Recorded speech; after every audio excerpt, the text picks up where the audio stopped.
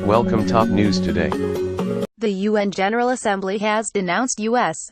President Donald Trump's recognition of Jerusalem as the capital of Israel in an overwhelming vote and demanded that the president nullify his decision. While the UN resolution should be welcomed, as it has underscored the world's civility, we cannot overlook the United States' blatant pressuring of other nations by suggesting that the world's largest economy will terminate aid to those that vote in favor of the resolution. Is the Trump administration trying to bring the world to heel with power and money? It went beyond shocking or appalling to see how the U.S. reacted. In fact, the response was sad.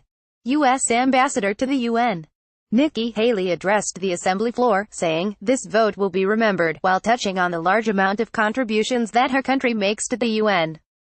"We have to say the international community will also remember that the United States tried to push its irrational decision through, using ridiculous measures and logic.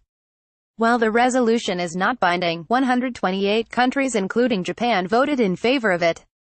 In contrast, only 9 nations including the US and Israel voted against it, making it clear that those two allies have isolated themselves. The United States should remember the role it played following the Gulf War. After defeating Iraq, which had invaded Kuwait, the U.S.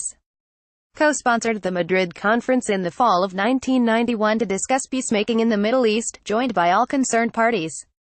Washington persuaded a reluctant Israel to sit in the meeting. Then President George H.W.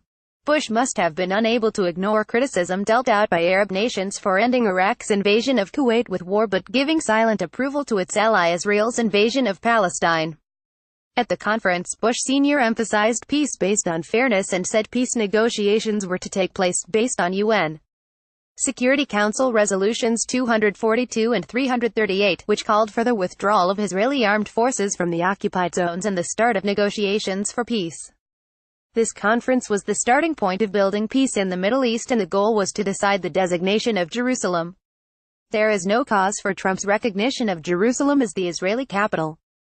His decision can be taken as the implied declaration that the United States is no longer the middleman for peacemaking. If that is the case, the world needs to seriously work out how to move peace-building in the Middle East forward. At the same time, President Trump needs to ponder the meaning of fairness touched upon by Bush as a fellow Republican president. We understand that supporting Israel is one of Washington's basic premises, but in the past, the country had shown its integrity by maintaining a balance out of concern for international fairness. If the Trump administration advances favoritism toward Israel, the integrity of the United States will be lost. Unless peace in the Middle East moves forward, permanent peace in Israel or stability in the international community will not be achieved.